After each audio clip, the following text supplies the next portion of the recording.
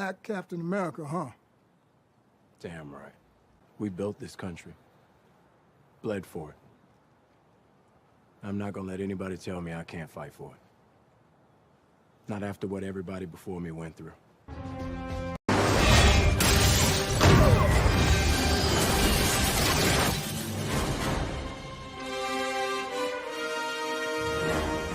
What's up? What's up? What's up, everyone? Hello, hello, hello. How are you all doing out there? Happy Sunday. Guys, thank you so much for tuning in to another episode of Just My Opinion Reviews, super duper edition. You know, it's the superhero comic book smackdown, going over nothing but superhero comic book content. As you guys are coming on into the room, please give me the thumbs up.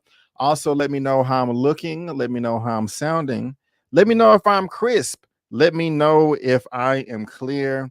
How are you NFL fans doing out there? I am a bit sad. My Dallas Cowboys got the first loss of the season today. They are now 2-1, but that's okay. Still a winning record. They lost against the Cardinals 28-16. If you're crying out of your eyeballs, it's okay. We can cry together. Let me know in that comment section. Hopefully, besides that, you had a great day today. Hopefully, this was a great Sunday, whether it was relaxing or you was in them streets having a Sunday fun day. Hopefully, you got all of your stuff done that you got to get done on the first day of the week. Hopefully, all of your grocery shopping is done. Mine is. I did it yesterday. Ha, ha, ha, ha. I don't have to do it after today's live. Hopefully, you have all of your clothes washed. You have them folded and put away. If you're still going into the office, hopefully, you got all your clothes ironed out and laid out on your bed like it's the first day of school on the 4th grade. Besides you getting your grocery shopper done, is all of it cooked? Is all of it prepped and put away in those little containers? Are you counting those calories? Are you doing anything like that? Hopefully your house is clean. You got your libations, you got your drinks, you got your snacks. Hopefully you're relaxed at home, at work, on the couch, in the tub, in the bed, on the balcony, on the roof. Hopefully whatever you're doing, you're ready, you're chilling, you got your feet kicked up, and you're ready to enjoy your boy B. Avery with another episode of Super Duper. See that we have 28 lovely people watching right now. Thank you all so much. I do appreciate it. Hopefully, we have 28 thumbs up. You guys can let me know. Am I looking good? Am I sounding good? I don't think anyone let me know. I'm not muted. That would be horrible if I was this whole time. But yeah, y'all let me know. Usually I have somebody be like, "You good? The sound is good. The video is good," but I haven't got that yet. Maybe I would have got that if it was bad. So maybe y'all like, B, we would have let you know.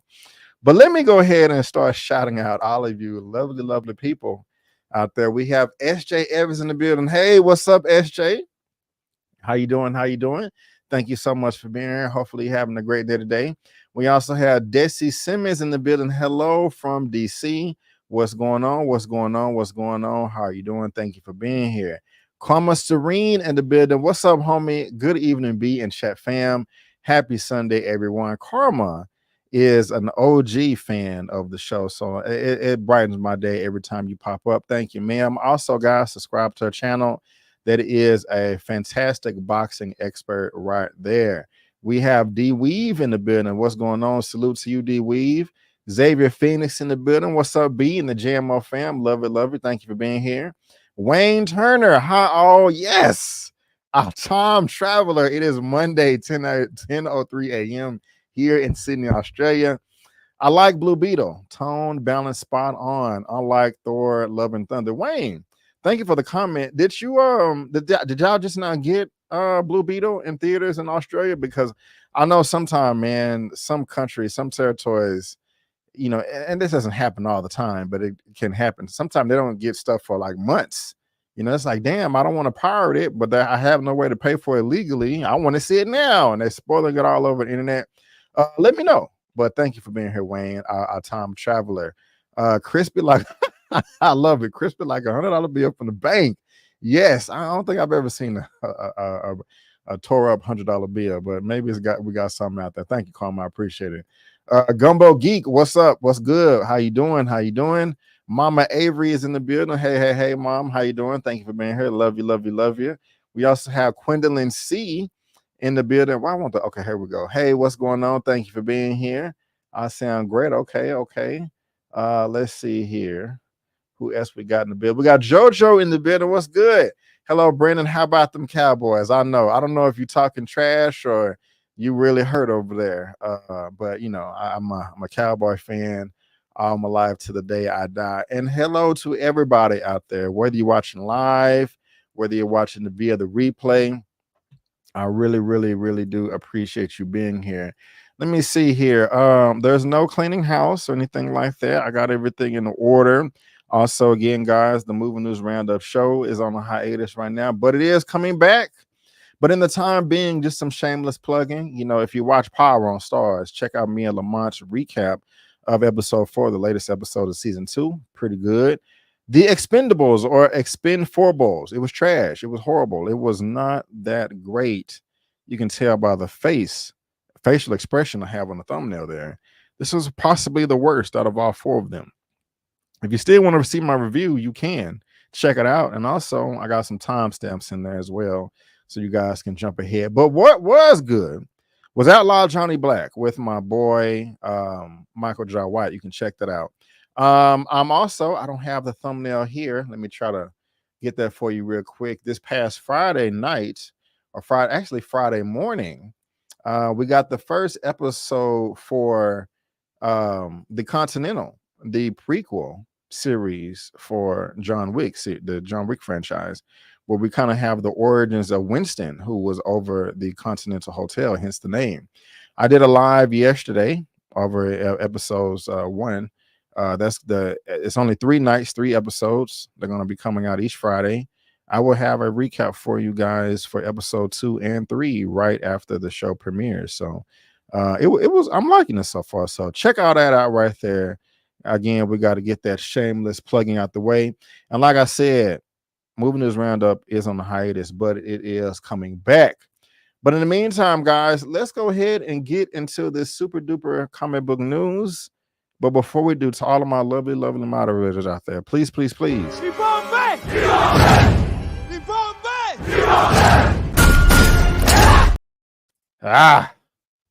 the chat as best as you can. You guys are always holding it down. You know, SJ is doing this thing. But let's move on to this first topic of the day. I don't know if you can tell what it is from the background, but you possibly can from the banner. This is going to be coming from Slash Film. And yeah, I wish they would have realized this a long time ago, because man, the DCEU is getting rebooted by Peter Safran and James Gunn, all led by David Zaslav over at Warner Brothers Discovery. But before they took over, you know, we had the Zack Snyder verse in the DCEU, and it just wasn't the best that it could be. It didn't reach its full potential. Now, when Batman v Superman Dawn of Justice came out, I was excited, just like everybody else. When that Comic-Con trailer hit, I was like, damn, this is one of the livest trailers of all the trailers of all time. It is going down. I cannot wait to see Superman and Batman clash. This is going to be epic. 2 of the most popular superhero comic book characters, going to be on the same screen at one time. It's impossible for this not to be good. But the movie came out and it was disappointing. It hurt my soul, to be honest with you.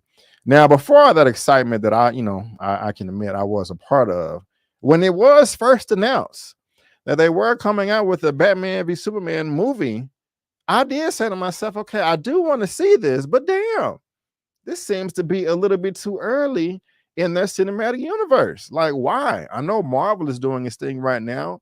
DC, you want to follow suit. They making money. They getting all this praise globally, worldwide. Why wouldn't you want that? Yeah, but hey, you gotta, what's the saying say? You gotta crawl before you run. You gotta walk before you crawl. I'm messing it up, but I think you guys know what I'm talking about.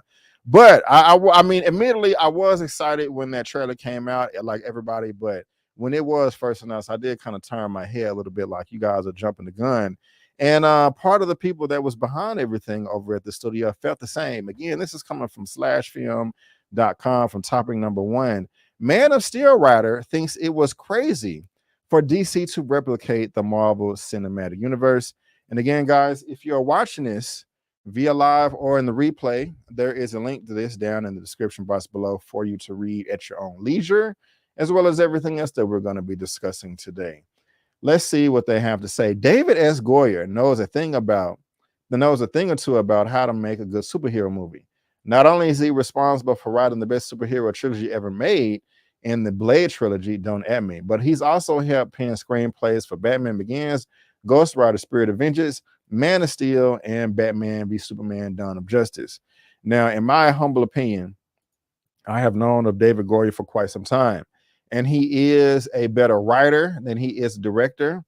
I remember he once got some heat because I think he was talking crap about some Spawn fans or something, or I can't remember, but he was just making fun of some nerds or geeks, and I didn't think that was the smartest move myself. But if we just want to go over to IMDb real quick, this is what the gentleman looks like that's speaking up, this bald-headed gentleman right here. And, just to provide more context, these are some of the films that he's been responsible for as far as writing is concerned. So I'm not going to go over everything. I'm just going to scroll, and you guys can take a quick gander at that. But for the most part, he does know what he's doing, and he has been in the game for quite some time. Here's some of the films that he has directed. And like I said, I am more a fan of his writing than his directing. But going back to the article here, feels like this is to say that the man knows what he's talking about when it comes to soups and baddies. During a recent episode of Happy, Sad, Confused podcast examining his career, he admitted that he was saying from the beginning what many fans of DC Comics have been screaming for over a decade. Chasing the high Marvel Cinematic Universe is a really bad idea, and I can agree. Goyer and host Joshua Horowitz discussed this. Man of Steel should not have been the only standalone film to star the late son of Krypton, and that Warner Brothers' insistence to spark a cinematic universe with BVS wasn't the right call. The company wanted to complete with the budding MCU, and it didn't work.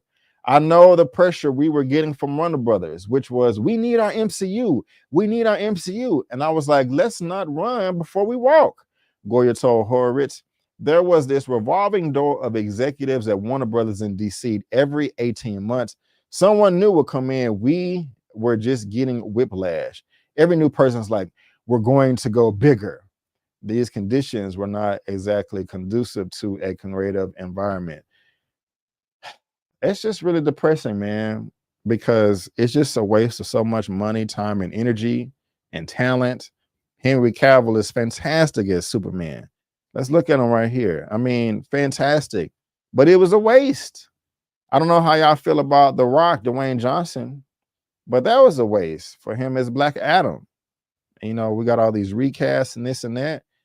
I mean, look, the executives know what they're doing to a degree, but they should never, in my opinion, be kicking the door in when it comes to creative decisions. Stuff needs to be written out, developed, and planned. I mean, I'm about to hit 40. This has been going on in Hollywood since before I was born. And people I've known this since I was a little boy, but some reason it just doesn't stick, Goyer recalled that at one point, someone in leadership position at Warner Brothers was pitching that the next 20 films to come out over the next 10 years, effectively developing phases for the DC way that Marvel plans out their universe. There was just one problem, and Goyer said, none of them have been written yet. Henry Cavill deserved better as Superman. I just said that. And it's a true shame that looks at the misguided planning that was the true culprit of his less than ideal treatment at the character. Now, this isn't to say that Marvel has their scripts locked and loaded before making huge phase announcements at San Diego Comic-Con, but they certainly are making plans without figuring out the films and the TV series that will fit within their universe. You don't announce the Marvels without knowing Miss Marvel is coming to Disney Plus. This is true. This is true. Now, if you guys want to continue on to read that last paragraph, you can at your own leisure, because there's a link to that in the description. But yeah, man, this is disappointing. And they brought up Marvel. Marvel, they didn't come out announcing 20 films either. They just did 5 before the Avengers came out. And even if you wanted to follow suit, they still didn't even do that, which was horrible. I mean, in my opinion, Marvel took their time. And it should have been just so much. Marvel has been doing this handicap too, because they did not have control of all of the characters for one. I even remember when Avengers Age of Ultron came out in 2015, it would like Josh Whedon had released, like, yeah, we're gonna include Quicksilver in our movie. And Fox, who is now part of Disney, copied them, inserted Quicksilver into their Fox movie real quick. It ended up being good. But it's just like they had to deal with crap like that, and they still, ended up turning out, a profit and global praise and all of that stuff, acclaim, all accolades, all that. DC has even more control over everything, and they couldn't do that. Multiple, it's just, it is beyond me. And I would say, what is David Goyer doing? What does he expect to gain from this? Well, he has been in the game for a long time. It's not like this is the first or second time director, so he's kind of locked in. I don't know if he just don't give a crap anymore, and he's about to retire, or he's not getting gigs, and so like, okay, I'm just going to vent all my frustrations because it doesn't matter. I don't know. I just said that to say, because usually most people will keep their mouth shut about something like this, but I don't blame him. Everybody is coming out being blatantly honest right now, so why not? Because this needs to be fixed. Us audience members, we are willing to give these studios and movie companies our money if you give us a good product. But sometimes that's not always the case, because we have people at the top making crazy crap decisions. So what do you guys think about this right here? These comments from Mr. David S. Goyer. Do you agree? Do you disagree? Let me know in that comment section. And yeah, let me actually see what you guys are saying about it, if anything. What's up, Andrew YB? Okay, let's see here. Batman v Superman was funny. Yeah, it was funny how it didn't reach its full potential. Now look at Marvel. Kevin Feige wants to reboot the MCU. Turning Superman so dark didn't work either. We had enough dark superhero. I don't know if I agree with that one, Wayne. I agree with you, Brandon. I agree with you, Brandon, and because of the decisions made in the past and recently, even with this upcoming reboot, I'm not confident that DC will get it right. They are a joke at this point. I wouldn't say that. I think DC will get it right. I think James Gunn has everything under control. He's a good writer. He's a good director. He hasn't given us anything bad.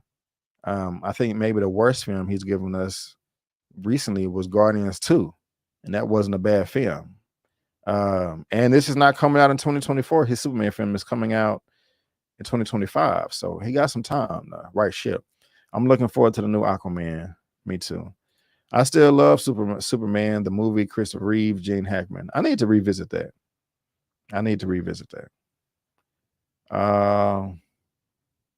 Marvel's last great movie was Avengers Endgame. I also feel like DC isn't willing to take the risk needed like Marvel did with their universe. They took a chance on Iron Man, a smaller, lesser known hero, and look how that worked out.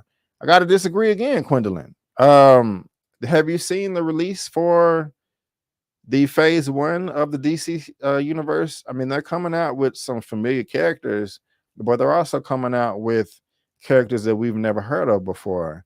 And I can't remember what the names are, but I mean, look at Suicide Squad is a risk. No, but that's not like mainstream. Peacemaker is a risk. So I think they're giving us some familiar and new, but that's just me. Thank you for the comments though. But again, guys, if you're watching this via live on the replay, there's a link to that down in the description box below for you to read at your own leisure. All right, now that was on DC. Let's try to move on over to Marvel real quick just to see what they're talking about. We're going to be going back and forth. And this show right here is not one of the favorites out of all the Marvel Disney Plus shows, but I happen to like it.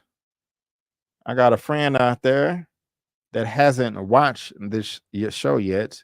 I need this person to finish because I would love to hear this person's thoughts. If you're watching, finish the show. It's been on Disney Plus for a minute. But topic number 2, coming from comicbookmovie.com. The Falcon and the Winter Soldier visual effects coordinator speaks out about harsh working conditions. Dun, dun, dun. Now we know we've heard the rumors about how bad the visual effects were over at Marvel or the conditions that they had to work in, but now we're getting specific with some shows. Let's see what they're talking about right here. My boy Anthony Mackie. And y'all know I had to talk about this because I got my boy Anthony Mackie that's going to be coming through for Captain America 4, Brave New World. Going to be the best MCU movie ever. Or at least I hope so. I just hope it's good. Shout out to Eman. But let's get into this real quick. A new report. Actually, let me take a sip of water. I'm sorry.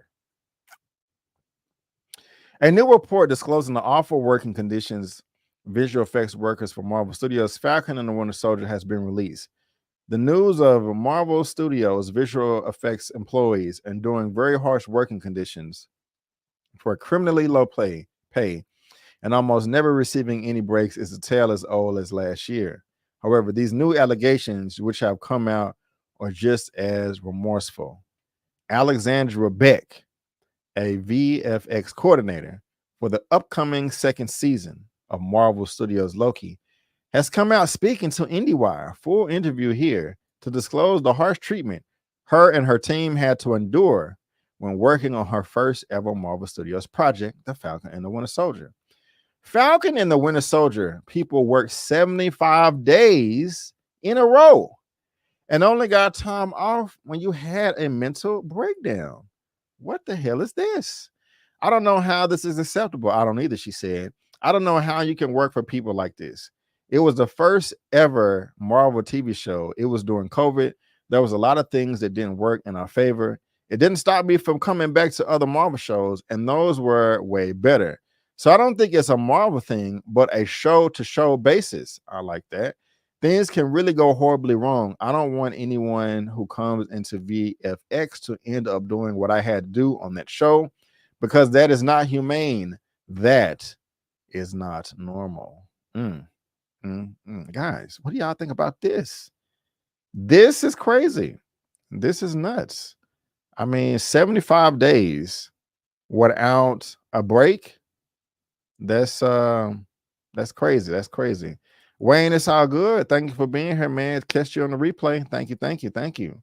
Yeah, that's crazy right there. 75 days. This is nuts right here. But let's keep on going. Moving forward in the newly formed IATSE, along with moving picture technicians and artists allied Craftsfield, they will work to renegotiate with Marvel to receive better working contracts for their hardworking visual effects employees. Additionally, Marvel declined to recognize the union prior to this alliance, so they will be doing everything in their power to win for the sake of their employees and to highlight the harsh working conditions their industry is exposed to. Though Marvel Studios plans on making a change to keep the release schedule, that most likely not result in visual effects workers putting in any less work into each project they are hired for.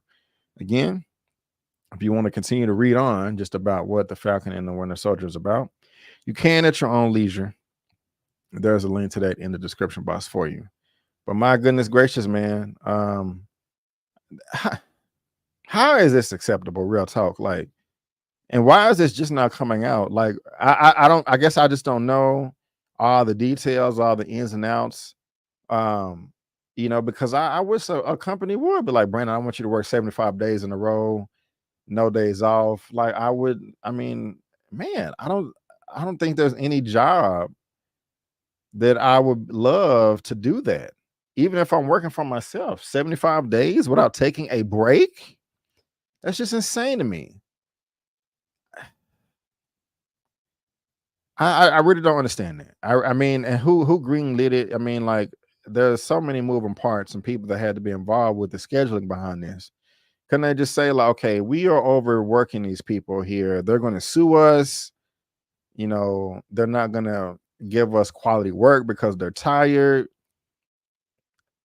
I mean, maybe these conversations did go on, and maybe people were screaming at each other in these offices, and and we're just not hearing about it. But damn, 75 days? That's nuts, man. That is nuts right there. That is nuts. What's up, Chill Spot? Let's see here.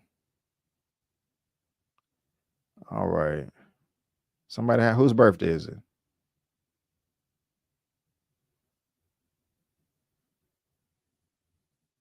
Okay, I don't know. Somebody just said happy birthday.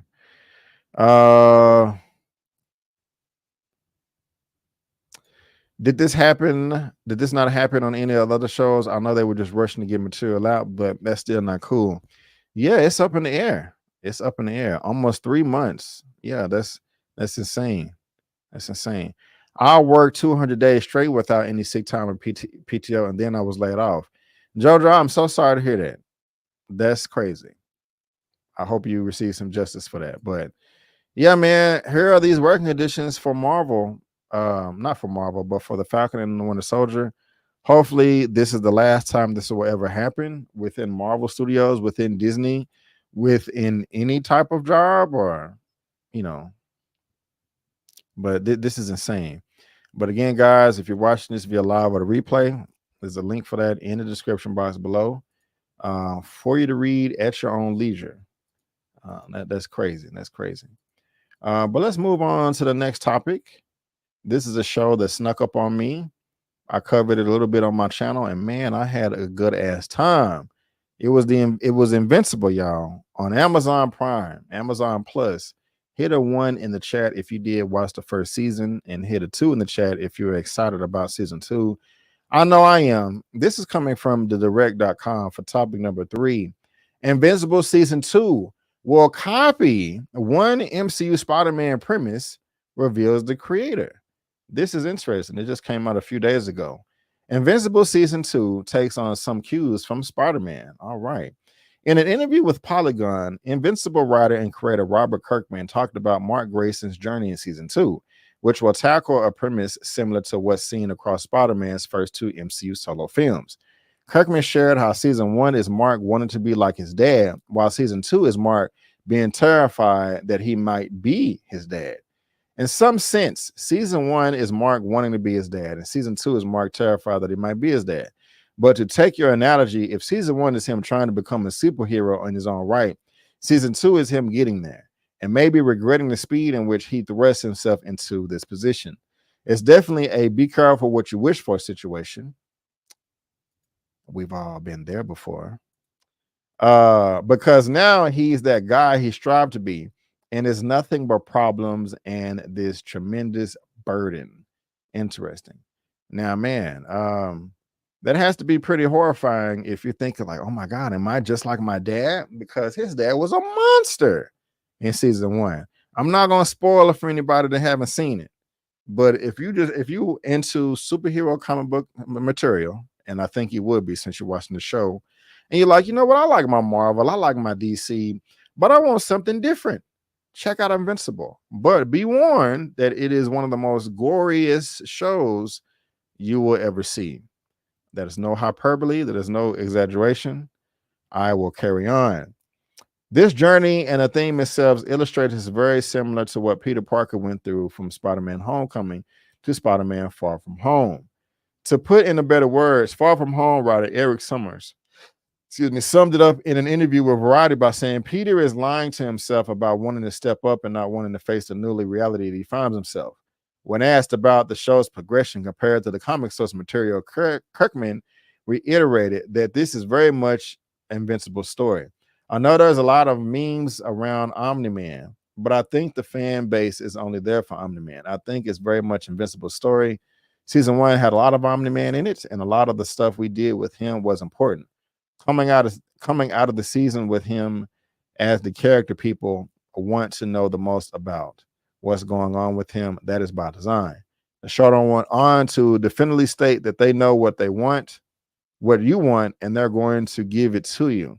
The challenge of season 2, we know what you want and we're going to give it to you, but we also have a story to tell. So I love having the comic as a roadmap and being able to sit back and say, okay, people are expecting this, but they don't know they're getting this because they haven't read the comic book. And people who have read the comic might be expecting this, but we're going to be giving them this. I like that. At the same time, Kirkman assured the audience are going to be surprised. So they're going to be surprised too. It'll be great to be able to sit back and play with those expectations.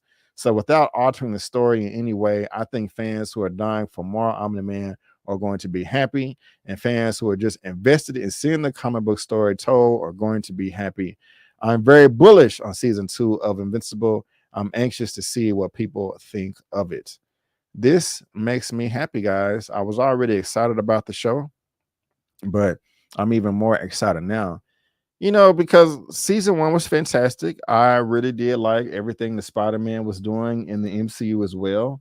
And so, yeah, I'm just feeling really good about this. You know what I'm saying?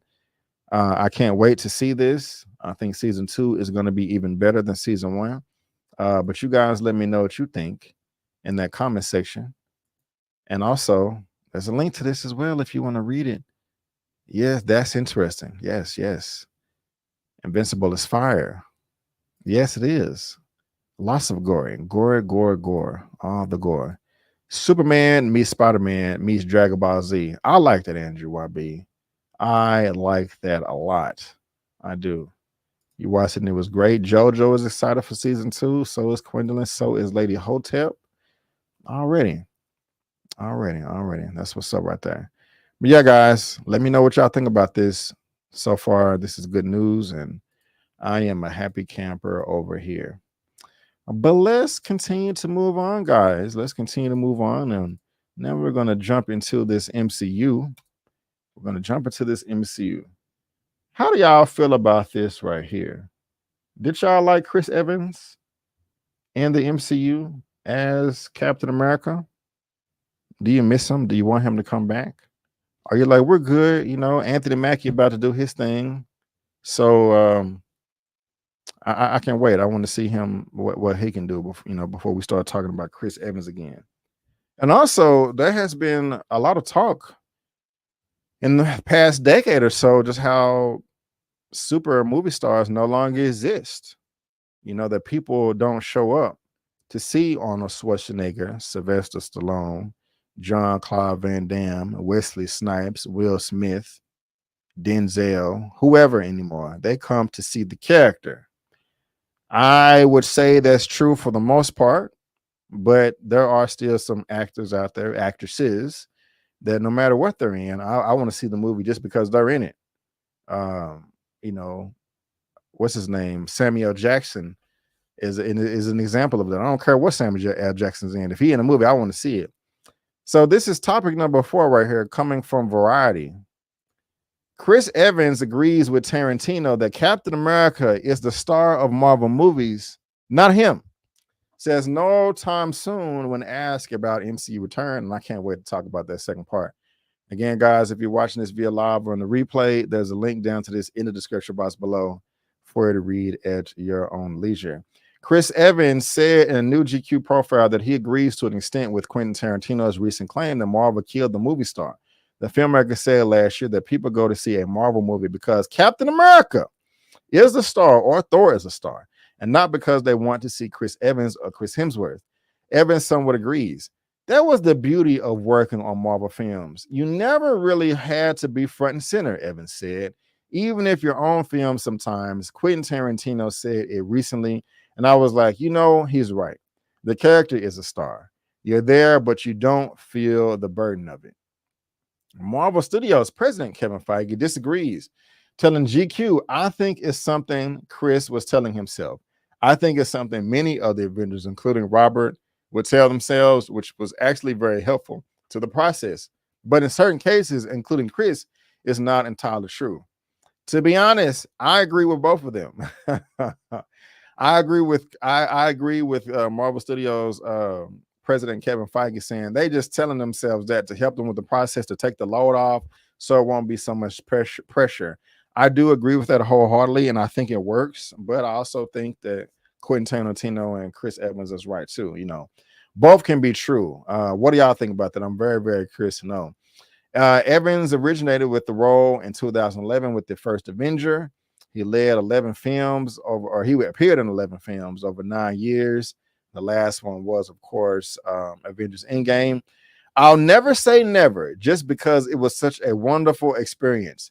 Evans said about playing Captain America again, but I'm also very precious with it.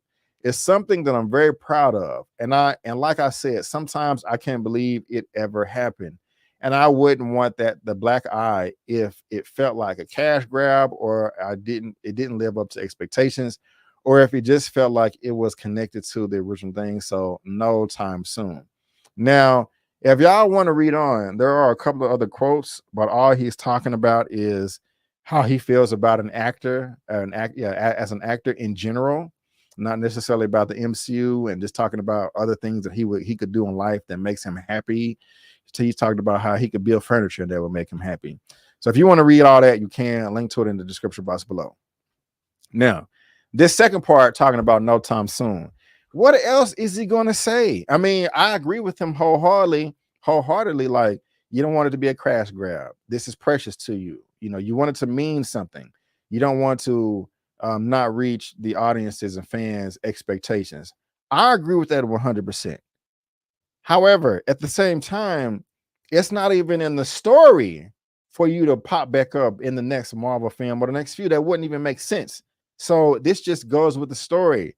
I do not want to see Captain America. I do not want to see Chris Evans come back as Captain America anytime before Secret War. Secret War is the earliest I would want to see him.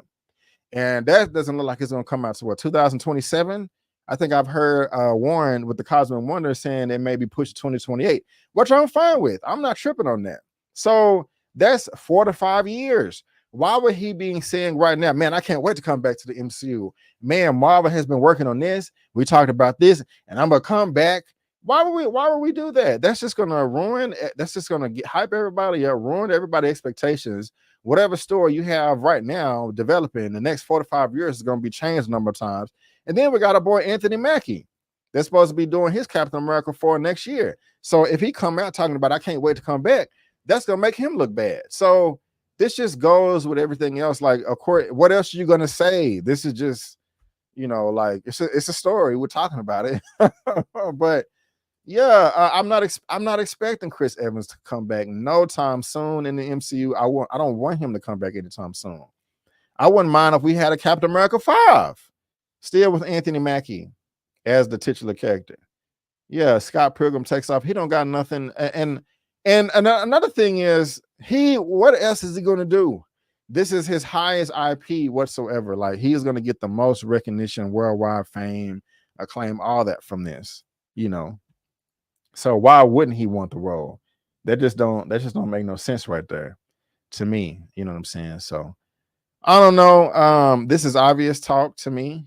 You guys let me know what you think, but you know, let's see what you guys are saying here about this right here. And again, yeah, if y'all want to read that, it's in the description box below. Let's see here.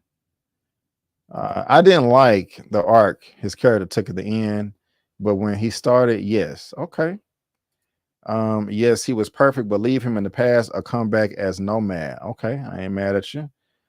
Would be nice if he came back. Yeah, I do want him to come back eventually. Joy Channel, Chris Evans is fine. She likes Chris Evans. Hit a one in the chat if you love Chris Evans. Yeah, I would like him back as Nomad. Okay, let's see here. Yeah, let Anthony Mackie have his time as Cap. Right.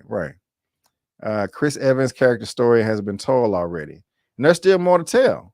It's still more to tell. Hey, now, don't be hating on Samuel Jackson. He kind of do be playing the same character, but I still love him. I still love him. They should just do a soft reboot since they have all the characters besides Spider-Man. Yeah, and it's still up in the air about Namor and Hulk. I don't know if all the rights have come back, but yeah, I think Secret Wars is going to be kind of like a little soft reboot. We'll see. I did like Captain America prior to his Cap role, so I enjoy him in it, but I agree it's a bit of both because him and Robert Downey Jr. embodied their roles, and no one can play Tony or Steve if they right. That's true. That is true. Let's see here. The mantle is Anthony Mackie's. Give him a chance. Right. I agree. A lot of Marvel fans can't get over that we no longer have Iron Man, Thor, and no Cap in the MCU. The thing, even if that is true, I mean, to me, it's like obvious that they're coming back. Let them be gone for a little bit so we can miss them. You know what I'm saying? Like, we want their deaths and their exits to mean something. Not Thor, because he's still there, but If they die in the movie or go away and they come back a year or two later, that takes the stakes away, you know. So maybe Lady Hotel, what's going on? Maybe in the Secret Wars movie, but we'll see. We'll see. But again, guys, if you're watching this via live on the replay, link in the description. Let me know in that comment section, in the chat. I want to know. I want to know. All right, staying on Marvel. Woo, man. I found this article right here that has to do with what we're going to be talking about. Actually, let me change the background before and the banner before I get to talking. And let me do this too. 1 second.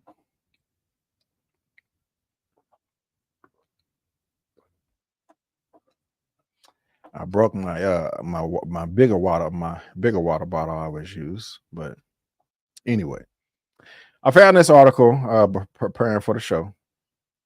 Quite interesting. 15 most expensive MCU movies to make ranked. And we're gonna get into this. But why did I find this article? Why did I think it has anything to do with what I'm going to talk about next? Got this article right here from Forbes. This is topic number 5. Disney spent over $270 million to make the Marvels. Oh God. My only response to that is this. Damn! I kind of messed up the timing, but that's okay. Woo! Disney has revealed that it spent more than $270 million on making the Marvels the latest installment in this Marvel Comics superhero saga, which will be released in theaters in November. Now, I don't want to jump too far ahead, but I have been seeing a number of other people commenting on this. And maybe I misunderstood their tone, but I think people are blowing this a bit out of proportion. Or let me take that back, because $270 million is a lot of money. I don't think it's remotely necessary for any MCU film unless it's the Avengers or something to cost this much. But let me carry on. $270 million. The blockbuster is disclosed in company filings released yesterday by Disney's subsidiary, which made the movie. They showed that the over 2-year period from incorporation of the company, September 30th of last year, it spent $274.8 million and banked a $55 million subsidy from the government of the United Kingdom, where the movie was made. This brought its net spending down to $220 million. Okay, so that's good. $219 million, meaning that the movie will have to gross at least $436.9 million at the box office to break even, as studios get around half of the theater takings. Passing this threshold might not be child's play. I disagree with this last part right here. I think this is very doable. Now, I don't want to say going back and forth, but somebody did disagree with me in a live I did a couple of weeks ago talking about, Brandon, I have been covering, and no crap to you, whoever made the comment, but they was like, Brandon, I've been watching you for years, and you've always said that the rule of 3 is, how the studios make the money, and it's inaccurate. Let me clarify. To my understanding, my memory, I never said that the rule of 3 is an exact science. I'm saying that I think it is fair. It is safe to say that if the studio makes 3 times the production budget, they did not waste their time and made a respectable profit. It doesn't mean that they always have to make 3 times or 4 times, but that's just a safe, ballpark range. It may be 2.75 and maybe 2.5. That's really not that big a deal, but 3 times is safe.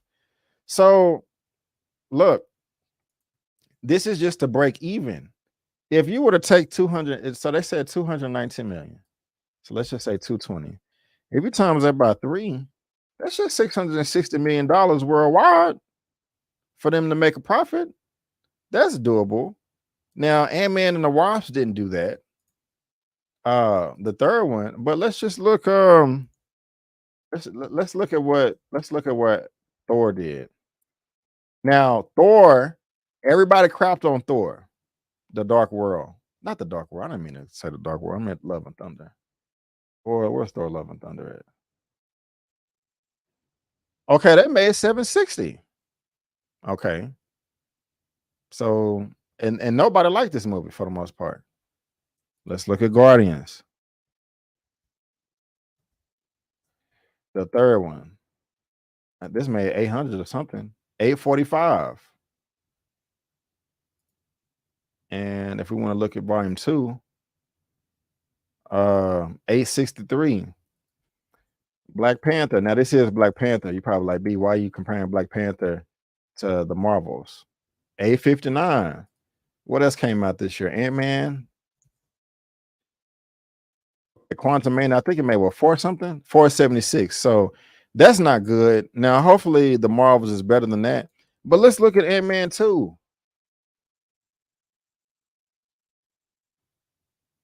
Okay, 476. No, I just clicked the same damn movie. I'm tripping. Ant-Man and Wasp. Okay, 622. I think this is doable. Oh yeah, I clicked the wrong button. Where's the calculator at? I really think this 660 is doable. I really do. I mean, am I tripping? Somebody let me know, but I think this is doable. Even if let's just see what 270 times 3 would be. 810. Okay. Marvels may not make 810. That's fair. But if we want to look at this article real quick, 15 most expensive movies. Coming in at number 15 is Ant-Man 3 at 200. We don't got to go over every movie, but okay, the first Iron Man was 200. I don't think it was that much. The first Avengers was 220. Civil War was 230. Wakanda Forever was 250. Love and Thunder was 250. 325. Infinity War. Okay, we're not, that made sense why those were so much. So I just think this is doable. I don't, I still don't, I don't even think it should be 220 or 270, but I mean, that's just not good. But they had a ton of reshoots and all that, but I don't know. And I think with the reshoot, I think this movie is going to be okay. I'm not saying that it's going to be the best in the MCU, but I think it's going to be all right. The movie is handled by Nia DaCosta and stars Oscar winner Brie Larson as Captain Marvel. Now, of course, we know the first movie made $1.1 billion because it was the first of its kind. And also because it was right after Infinity War and before Endgame. And with the post-credit scenes and all the tie-ins and stuff like that, people are going to be like, oh, I want to see how it's going to tie into this and that, yada, yada, yada, yada, yada. So it's not going to make only way it's going to make 1.1 billion is if everybody, critics and the audiences are coming to like, oh my God, this is the best movie since Endgame, for real. It's dope as hell.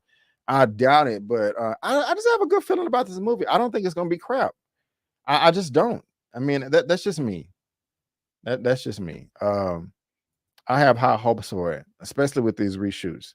We're going to talk about more Nia DaCosta's comments next, but what y'all think about this? What's up, Buck Thoughts? What's up, Cordell? What's up, Marvelise? Just a lot of y'all popping in out of nowhere. I love it. But yeah, Buck Thoughts 270. Yeah, I know. The Marvels was garbage. You saw it, JoJo? You got that super duper access? What you talking about? And that's the movie I'm most indecisive on. I love Monica Rambeau, but the previews haven't grasped my attention or rushing to see it. To me, and I would think a lot of women would be rushing to the theater to see this. I could be wrong. I want to hear from you ladies in the comment in the chat, because it's led by women, and it's not just one woman. It's 3 that are all different colors. You got black, white, and brown. So I would think that would have global appeal, but at the same time, the Eternals movie had all the colors and all the combinations of people, and that didn't make no money. But wasn't that during the pandemic though? So I can't remember. Well, yeah, that was during the pandemic, right?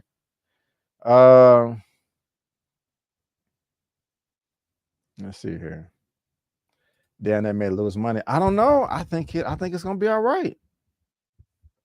I mean, I think, you know what? If the I'm gonna call it right here. If the Marvels, let's see here. Okay, the last MCU movie was Guardians 3, Ant-Man, Thor, and Black Panther.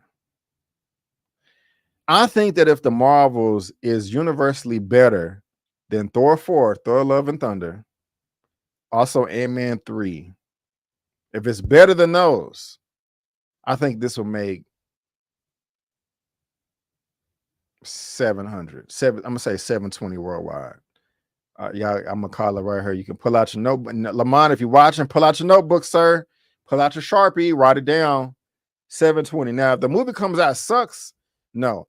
But if people walk out there like, you know what, I liked it. Matter of fact, scratch, even if the movie is better than the first one, I'm gonna raise it to 750. If the Marvels is better than the first Captain Marvel movie that came out in 2019, 750 minimum. Yes.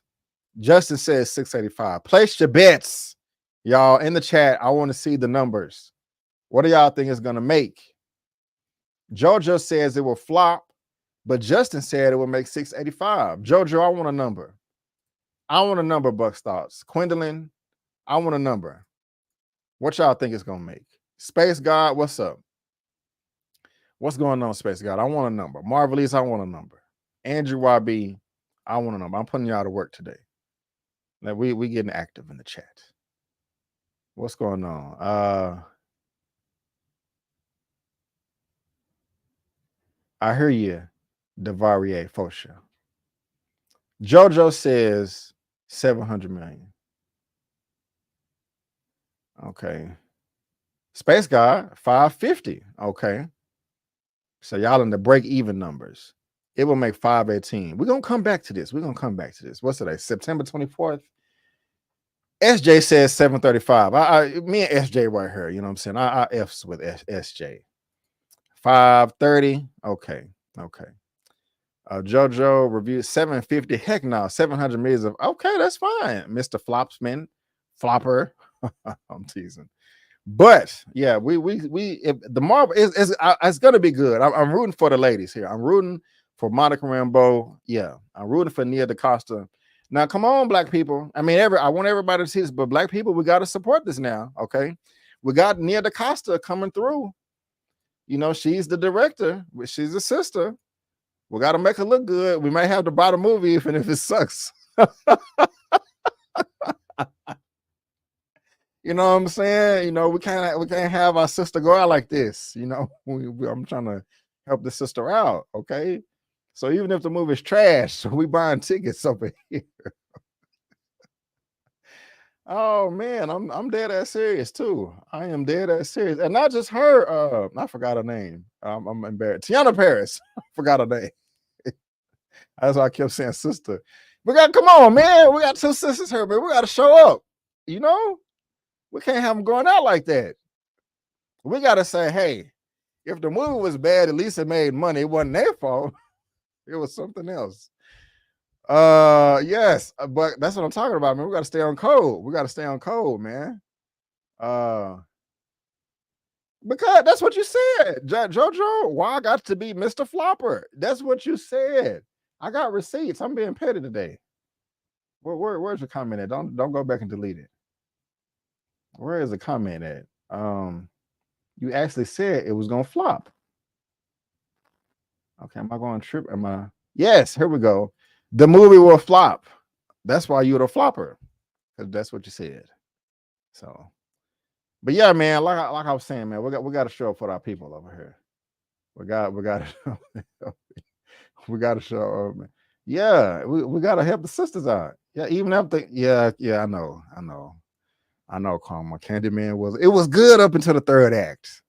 Y'all go check out that was a horrible ending. I know, Karma. I got to give her another chance. We got to give her another chance. Man, if you redo your Harriet movie review and say it was better than Captain America Civil War, I can't do that one. That's a tall order right there. I love Tiana after they cloned Tyrone, but put her on the map for me. I don't know why not before. Yeah. So anyway, that's what we got to do, y'all. That's what we got to do. But staying on the topic of the Marvels and Nia DaCosta, got this from right here from Variety. The Marvels director would text Shang-Chi filmmaker on the stressful shoot days. Sometimes thought on set, what the hell does any of this shit mean? Guys, we definitely got to support her now. Like, hey, we know it was stressful over at Marvel. We're proud of you. We got you. You know what I'm saying? Diaspora love, no more diaspora wars. It's harder said than done. I'm like, what are you talking about, B? In a new interview with Vanity Fair, the Marvel's director Nia DaCosta revealed she was in frequent contact with previous Marvel directors before and during the making of her MCU tentpole. She has Chloe Zhao, Eternals, James Gunn, Guardians of the Galaxy, and Taika Waititi, Thor Ragnarok before accepting the Marvel's directing gig. If any of the Marvel was a good idea.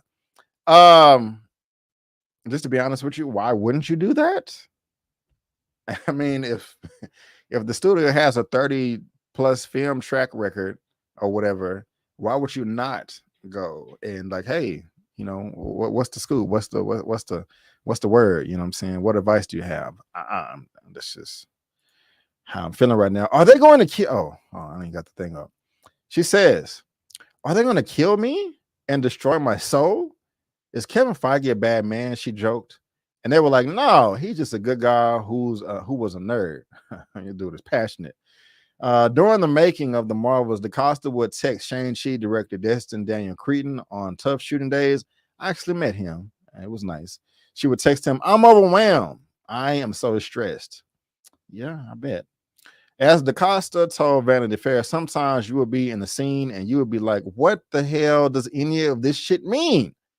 Or an actor's looking at some crazy thing happening in space and they're actually looking at a blue X. There was obviously hard days and there was days where you're like, this just isn't working. Now I got to be honest. That does not make me feel good at all. That does not make me feel confident. In my opinion, I've never directed a movie before. I've never written or produced a movie. However, to me, my experience in covering movies, to me, a director should never be confused. Like, what the hell does any of this shit mean? Like, you're filming something and you don't know what it means? You're the director. Now, I don't know whose fault it is. I'm not saying that it's Nia DaCosta's. I don't know. Maybe it is, maybe it's not. But that just does not make me feel good. That you're filming stuff and you don't even know what it means. Yeah, that just doesn't make me comfortable at all, to be honest with you. The Marvels is a sequel to Captain Marvel that teams Brie Larson, eponymous. I can never I'm gonna skip that and not embarrass myself anymore. Superhero with Tiana Paris, Monica Rambeau from WandaVision, and Emmy Vellani's Kamala Khan from Ms. Marvel. It's been a shaky year for comic book tentpoles as Marvel's own Ant-Man and the Wasp: Quantumania and other films like The Flash and Shazam: Fear of the Gods flopping at the box office. Marvel is surely hoping the Marvels pans out more like Guardians of the Galaxy 3 with $845 million worldwide. And guys, I don't think that's impossible. I think superhero fatigue absolutely exists, DaCosta told Total Film magazine earlier this year. The biggest difference from the other MC movies to date is that the Marvels is really wacky and silly. The worlds we go to in this movie are worlds unlike others you've seen in the MCU, bright worlds that you haven't seen before. I do like that. But if you want to read on more, there's a link to this in the description box below. All right, let me read that part. It was really great to play in this world and to be part of building this big world, she added, but it made me just want to build my own world more. I think that's what a lot of people say after they have some experience with the MCU, because it is a tall order, to be honest with you. And I know it can be very, very frustrating. So, yeah, how do you guys feel about this? And that's pronounced eponymous. I couldn't get it earlier. What do y'all think about this? Her comments, her stress level, her saying that she was overwhelmed. I mean, is that obvious? Wait, she directed Candyman? Oh, that sucked. Yeah, it wasn't that good. The Marvel's domestic box office debut 150. I would be happy with that, Kevin. I would be happy with that. I like how you are speaking positive. I like how you're speaking this into existence. Oh, Lord. What's up, Lady Hotel? Tiana Paris was great in Survivor's Remorse and WandaVision. I'll support her for sure. Yeah, we got to stay on cold, man. It doesn't sound good at all. It doesn't. I know it doesn't sound that great. Does not sound that great. Now that's typical of MCU. Fingers tell everyone enough not to know all the Lincoln Bright. I don't understand that, man. You're filming something and you don't, that's just not good to me. That's not good to me at all. But again, guys, we gotta support. We gotta support our sisters over here. If you're a fan of Miss Nia DaCosta, if you're a fan of Teyana Paris, we got to show up. But again, y'all let me know what y'all think about that. Link to it is in the description box below. So let me know in that comment section. Let me know in that chat. I am really, really dying to know. All right. We are past the hour mark. Time is 8 o'clock. All right. Let's keep going. Got 3 topics left. What do we have next right here? We're going to be talking about some Daredevil, Born Again, or actually the Daredevil that was over on Netflix. This right here is topic number 7. This is coming from Deadline. It's a pretty big website. Pretty sure you guys have heard about that. Netflix Daredevil showrunner Stephen Knight calls MCU's Born Again reboot an old Disney scam. Hot diggity dog. They pulling scams now? What's going on? Stephen Knight, showrunner on Netflix's Marvel Daredevil series, calls the upcoming Disney Plus series an old Disney scam that will keep the Netflix series creators from getting what is due to them financially. Written and executive produced by Covert Affairs, Matt Corman and Chris Ord, the new installment centers on Charlie Cox's Daredevil, otherwise known as Matt Murdock, as an attorney by day and crime fighter by night. Vince D'Onofrio reprises his role as mob boss Wilson Fisk, aka Kingpin. The Knight served as showrunner for the first season of Netflix Daredevil, which launched in 2015 and ran for 3 seasons. And I will say, y'all, it was a fire-ass show. Some of the best comic book superhero stuff on television. Possibly better than any of the Disney Plus shows, to be honest with you. But let's continue on to see what the Knight is saying, calling this a scam. The Knight was responding to a post on X, formerly known as Twitter, by a grip named Thomas, who is part of the IATSE union that represents the film, TV, and state crew workers. Thomas wrote that the retitling of the series is a fucking scam designed to reset guild contract terms to season 1 levels. The Knight replied on X that an old Disney scam where the slightly renaming series to reset contract terms back to first season needs to be addressed by all the guild's union and crushed. The Knight letter wrote on X, to be clear, I can't wait to see Charlie Cox and the amazing Vincent D'Onofrio reprise their iconic roles, but to claim this is a complete reboot and don't have to pay the original creators and some corporate shenanigans, to say the least. Other announced main cast members of Daredevil Born Again include Margarita Leviva, Sandrine Holt, Michael Gandolfini, Artie Fortune, and Nikki M. James. John Bernthal's Punisher to reprise his role. This has to be a reincarnation. It has to be different. Otherwise, we are going to do it. Cox told the publication, my opinion is this character works best when he's geared towards a slightly more mature audience. My instinct is that Disney Plus, it will be dark, but it probably won't be as gory. Now, why, if at all, does this have to be gory? In my humble opinion, it does not have to be. I do want it to be dark. I do want it to be gritty, but you don't have to show heads exploding in car doors for the show to be good. I actually thought that was too much, in my opinion. And I have faith in Marvel as far as their R-rated content. We knew that Deadpool 3 is going to be rated R. And we just heard last week from the writers and creators that it's going to be a bloodbath. So for one, I don't think that they would do that for Deadpool 3 and not for Daredevil. And Daredevil doesn't need to be as violent as Daredevil does not need to be as violent as Deadpool 3 anyway.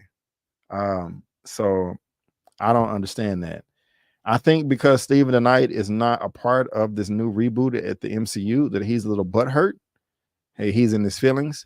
And to be frank, I would too. I mean, if you love a character, if you love a franchise, if you love your job and they're moving on without you, you know, that sucks. Especially when what you did well. Everybody loved it. It got views. It got praise. I got all that. So I think he's in his feelings a bit. However, and also to give credit where credit is due, I have heard that Disney and other studios do that on purpose. Like there are a ton of Disney shows like that are for children that have 7, 8, 9 seasons, but after the 3rd season, they always reboot it or add like a subtitle to it.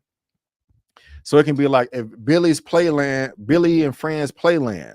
You can have 3 seasons with that, and then the 4th season will be Billy and Friends Space Adventures. Have 3 seasons of that, and then Billy and Friends Dino Adventures. I have heard that before. That studios do that and reset the contract negotiations back down to 1. So he's not just pulling that out of, he's not just making it up. That is legitimate. That does happen. However, do I think that is the case with Daredevil? In my opinion, I would say no. I think it's just a coincidence because it's 2 different studios that was handling the property. It wasn't Marvel, and Disney was not handling the Netflix Daredevil show. It wasn't being handled by them. It was a completely different studio. So yeah, the actors are coming back because Stephen Knight wouldn't say all of this if it was recast. And I don't know who approached who. I don't know if Marvel went to Charlie Cox and Vincent D'Onofrio was like, hey, we want you back, or if Charlie Cox was like, please put me in this role, please, I'll do this, I'll do that, I'll work for this. I think it's the latter. I could be wrong. Somebody can let me know, but I think that Charlie Cox was going to Marvel like, hey man, I love this character, please, bring me back. We can do this, we can do that, we can do whatever you want, please bring me back. So if that's the case, this shuts down anything that Stephen Knight says, because it was up to Charlie Cox anyway, and he's a titular character. Maybe he knew all this and was like, I don't care if they give me a pay cut or they don't give me season 4 salary requirements. I'll knock it back down to season 1 or like a small raise because I want to do this job so bad. If that's the case, Stephen Knight, you have no argument, buddy. Did you have a conversation with Charlie Cox before you came in here with all these comments? If I'm not making sense, somebody let me know in the comments, respectively. But right, Charlie has said he will reprise the role. So, and again, you pocket. It kind of pocket watching a little bit. Like this is a grown ass man. If he want to come back and do the role, let him come back and do the role. And Charlie has been screaming this at the top of the mountains for at least 2 years. Like, hey, I want to come back. I want to come back. Chris Evans not doing that. Chris Evans over here talking about, yeah, no time soon. I'm chilling right now. I can make furniture and be happy. I'm good. Who else was doing that last week that we was talking about? And y'all know what I'm talking about, man. Actors and actresses be coming out talking about, yeah, I'm good. Scarlett Johansson was talking about, I'm done with Black Widow. Of course, your character's dead. And, that's a negotiation tactic. So everybody, my point is, everybody don't be chomping at the bit like, please take me back. Please. Try. Actually, now that I think about it, and y'all correct me if I'm wrong, Charlie Cox has possibly been the loudest actor in Hollywood in the past 2 to 3 years, saying that he wants to fulfill a role again out of anybody else. Everybody else either chilling with their mouth shut or, hey, if the price is right, or I'm chilling, or I can make furniture. I don't know. But again, this is not, on one hand, Stephen Knight is not wrong. I have heard other people in the past 2 years say this exact same thing, how they be retitling franchises so they won't have to give them a raise. I've heard that at least 2 or 3 times in the past few years. So he's not making that up. I just don't think it applies here. But you guys let me know what you think. Do you agree or disagree with me, with Charlie, with Steven? Let me know down in that comment section below. So, yeah. So true. Yeah, I already put that comment up. You're making sense. Thank you. Laughing my freaking A off. JoJo got the jokes. JoJo be staying with the jokes. I would make a better Daredevil. But you do agree. That's good. Thank you, JoJo. You keep the show alive. And the darkest Marvel has gotten was Winter Soldier, but then not really. I'm curious how it will be, especially with them taking on Blade reboot. I need that to be dark. Oh yeah, that has to. Yeah, man. Yeah, if that's not bloody, then Marvel is that would be annoying. You know, that would be really annoying because I've been frustrated myself with some of the decisions. But let's continue to move on, guys. Let's continue to move on. We got 2 topics left. We are staying on Marvel, and we're talking about Loki season 2, and I'm happy about this.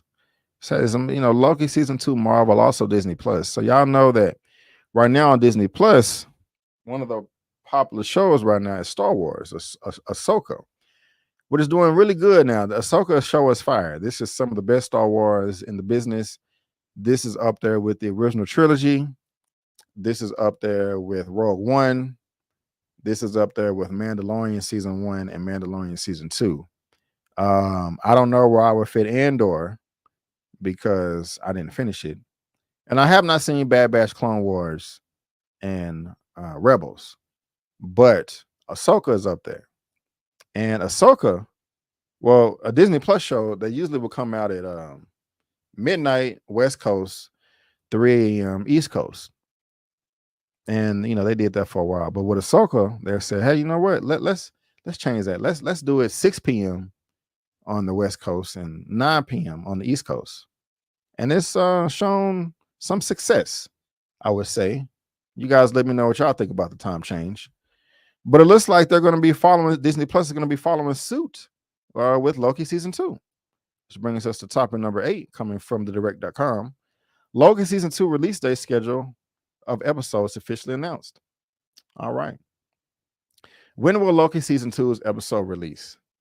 The dates on which Loki second season episodes arrive on Disney Plus were officially laid out. These episodes were originally slated for Friday drops, but the schedule was changed after Lucasfilm Ahsoka dropped a new release scheme for its new installments. Now each new episode of Loki season 2 will follow Ahsoka's path and come to the streamer on Thursdays at 6 p.m.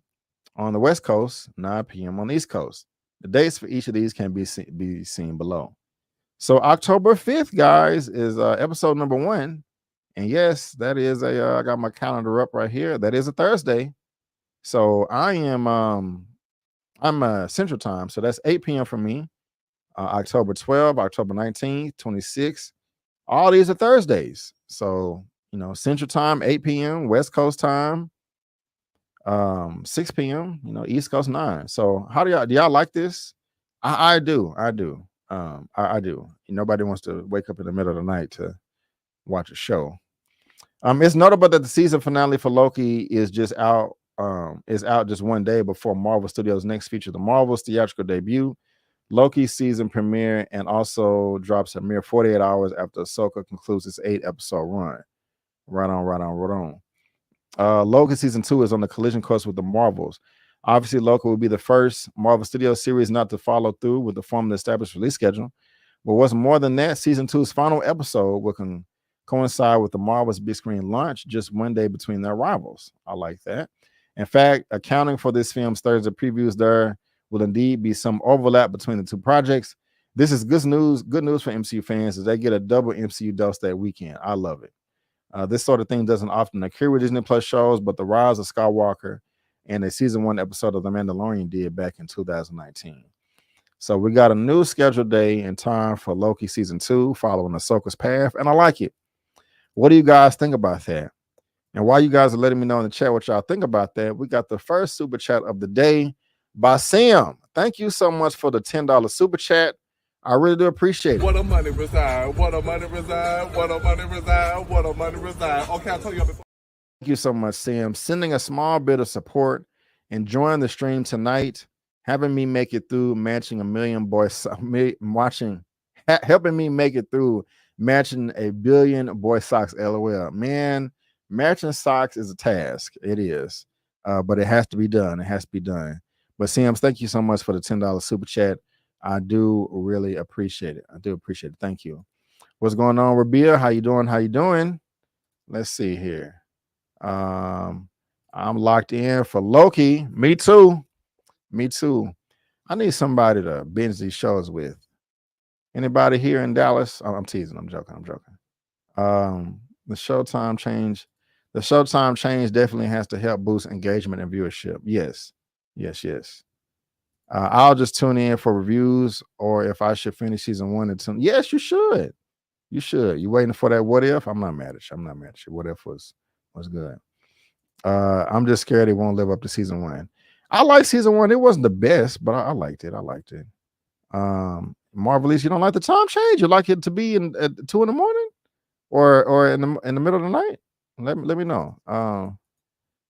It's been a bad nightmare that won't end with MCU shows and movies. After Endgame, I was done with Samuel Jackson. Kiss Whoopi Goldberg. I mean the Green Alien. You silly. I'll watch and review with you. Thanks to Fifth Wall. That is amazing. Thank you so much. I don't gotta watch it by myself. But y'all let me know what y'all think about the change in the schedule and the time. Is this a good thing? Is this a bad thing? Are you even watching the show at all? Let me know in that comment section. And again, if you're watching this via live on replay, there's a link down below. There's a link down below for you to read at your own leisure. Lost my train of thought. My bad. But guys, we have one topic left. Right here. And I want to know how you feel about it. Some say this is true. Some say this is a rumor. I'm going to hang this up in the rumor mill. But if this were to happen, hey, I wouldn't be mad about it. We're talking more of that Deadpool 2 and who could possibly pop up. This is coming from Giant Freaking Robot. They say they have the exclusive for last topic of the day. Topic number 9 for Super Duper. Exclusive Karl Urban, Wolverine, and Deadpool 3. Who is Karl Urban? A lot of you people may know him from The Boys, which just wrapped season 3 on Amazon Prime. But this is the gentleman right here. Very talented actor. I really liked him. I did like him in Star Trek. I liked him in Lord of the Rings. I like him in everything he does. You know, this is some stuff that he has coming out with. You know, he's going to be Johnny Cage in Mortal Kombat 2, which is dope. The Boys season 4. He was in Star Wars. He was also in Judge Dredd that came out, over 10 years ago. And that reboot was off the chain. It was. Where is it at? Where's Judge Dredd at? Yeah, Dredd came out. That was good. Riddick. So Thor Ragnarok. So he's already been in the MCU. But yeah, let's see. What the hell? Get out of here. What the hell? Okay, Scourge may have died heroically, but it looks like the actor's time in Marvel hasn't ended just yet. Trusted and proven sources tell us that Karl Urban will appear in the upcoming Deadpool 3 as a variant of Wolverine. With this, Karl Urban's variant joins a growing list of both confirmed and unconfirmed appearances in Deadpool 3. Before Urban, the most recent report to emerge was that Liev Schreiber will reprise his role as Sabretooth from 2009 X-Men Origin Wolverine. Other reports indicate stars could see the cast include Wesley Snipes, Jennifer Gardner, Patrick Stewart. Bring everybody back. All the alphabets. Our initial assumption would be that Karl Urban will play Wolverine as a nod to the fact that the boy star remains one of the most often fan cast actors to replace Hugh Jackman in the iconic role. It could be something similar to John Krasinski playing a variant in Mr. Fantastic's last year's Doctor Strange in the Multiverse of Madness. To some Marvel fans, Karl Urban's appearance in Deadpool 3 could be seen as a way for the actor to redeem himself. I don't know what that means, but who knows? Karl Urban might not be the only Wolverine variant to show up. Other fans' favorite choices succeed Jackman, and part include Taron Egerton, Daniel Radcliffe, Henry Cavill, and Tom Hardy. So y'all can continue to read that if you want to, but this is just a rumor. If he popped up in Deadpool 3, I wouldn't be upset. I would be like, hey, that's a lot of fun. Let's do it. Let's have a blast with this. I don't necessarily want it to happen. If he was cast as the new Wolverine when the X-Men finally make their official debut in the MCU, I wouldn't be upset, but he's not my first choice. But I think it's a good choice, but I don't think he's not my first choice, if that makes sense. But this possibly won't happen, but who knows? Maybe it will, maybe it won't. it really doesn't matter to me. I'll be more happy than I am. Actually, I won't be upset at all. I'll be like, okay, cool, you know. But I'm not like over here jumping up and down like, yes, you know. I'm not acting like you know, M. Bison over here. We're just super happy. Yes! Yes! I'm not doing that. I'm not doing that, and that's fine. That's fine. But yeah, let me know what y'all feel. How y'all feel about this? I'll take it, as Jay Evans said. Okay, you'll take it. Okay, I'm not mad at that. I'm not mad at that. Let's see here. Let's see here. I love Karl Urban. He's a great actor. Yes, he is. Yes, he is. The first Judge Dredd was better than Dredd. I don't remember the first Judge Dredd. I don't even know if have I seen it. I think I have seen it. But the Dredd with Karl Urban, it was good. It was like, that's like really good, like 9 out of 10 or above good. There's so many different cameo rumors for this movie. It's going to be, yes, it is. It's going to be super dope. That's interesting. Being a variant, I wonder who will be the recast of Wolverine and Storm when they do the X-Men reboot. I don't know who will be cast. For Storm, I just want her to be dark skinned. You know, I love my light skinned sisters. I love my chocolates and the caramel, but I want a dark skinned chocolate. I want Lupita's color, dark chocolate. That's what I want for Storm. JoJo, they're doing too much.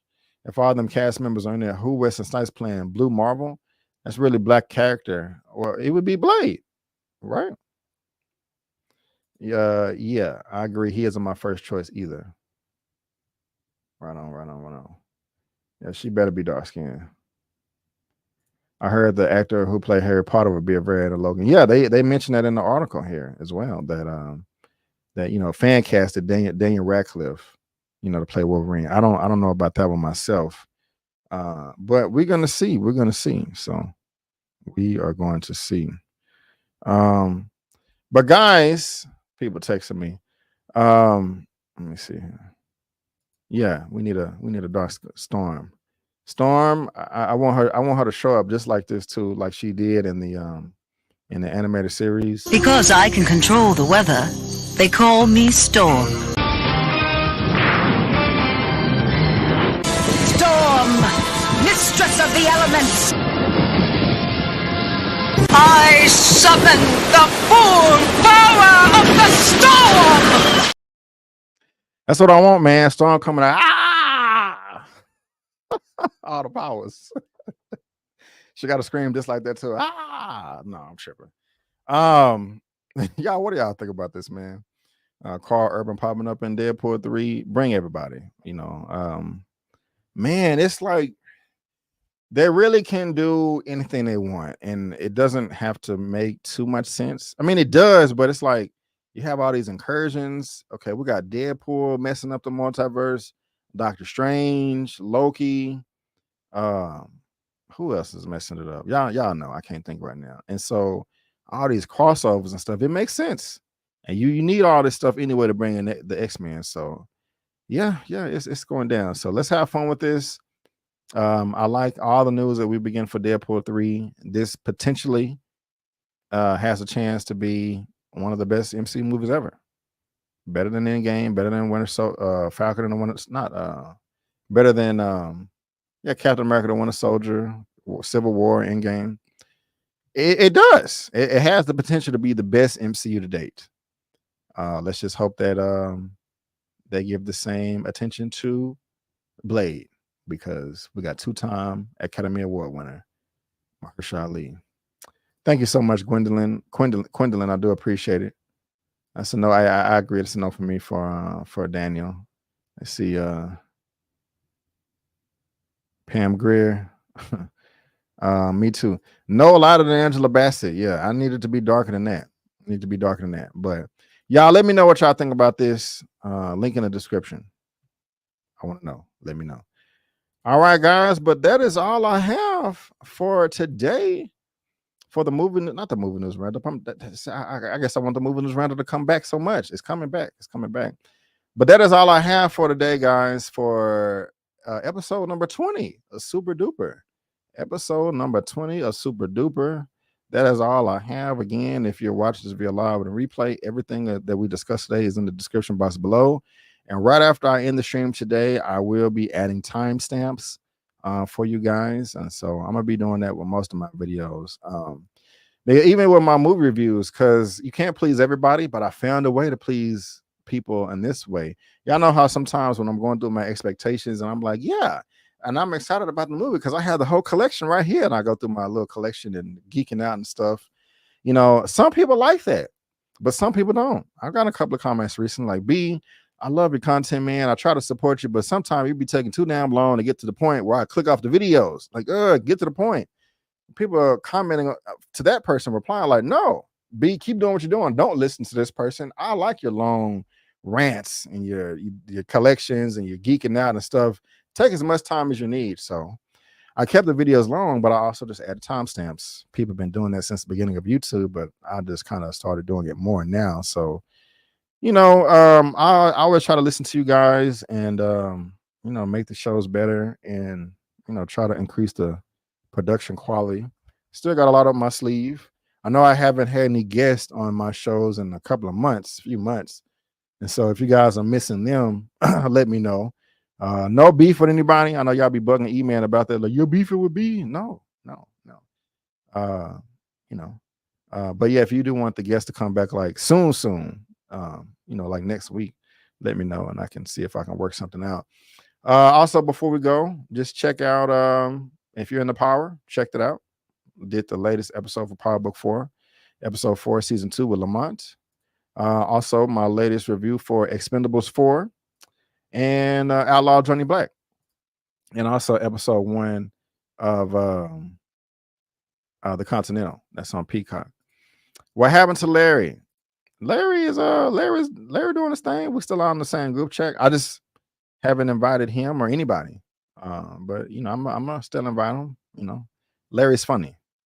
Those are words to live by. What you mean, JoJo? What you mean? Help me out. But yeah, Larry will be back and everybody will be back, you know, if they want to, which I'm pretty sure they do. I don't suspect they wouldn't.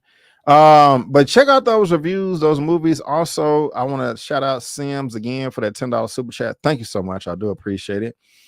And also I didn't review No One Will Save You, that show on Hulu, not show on Hulu, but the movie on Hulu about the alien invasion. Heard it with nothing but good things. So checked it out. I did see The Creator. I did like it a lot. It's not the best film of the year, but it is good. What else is coming out? I did not see The Other Black Girl. I don't have time to watch that. I want to. Man, I mean, I'll get to it eventually. I need a movie and TV show binging buddy. Let's see here. Why am I smiling right now? Probably gonna see Saw X. And I'm just looking at this. I will not be seeing The Exorcist. He killed me in ecstasy. Jesus Christ. Oh, let's not say the Lord's name in vain. Killers of the Flower Moon. Ain't nothing coming out soon. But anyway, guys, I do appreciate y'all coming through. I really enjoy engaging with you guys.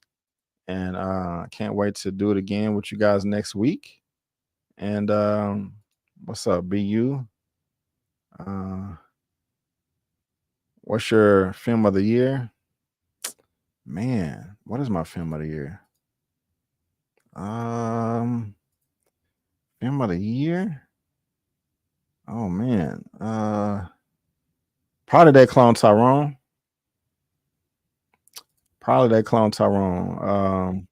Oppenheimer. And remember, I haven't seen everything. I said Oppenheimer, They Clone Tyrone. Spider-Man 3. I mean, Spider-Man Across the Spider-Verse. Yeah, that probably wins right there. John Wick 4 is up there too. It's possibly, I haven't seen Air yet. I missed a lot, but those I missed. I know Expendables 4 is not the movie of the year. Yeah, Tyrone was dope. Yeah, they are pushing Dawn back. All right, but guys, that's it. That's all I got. So again, guys, I want to thank you so much for being here. Before you go, don't forget that I'm B. Avery. That's just my opinion. Peace out. And I'll see y'all next time.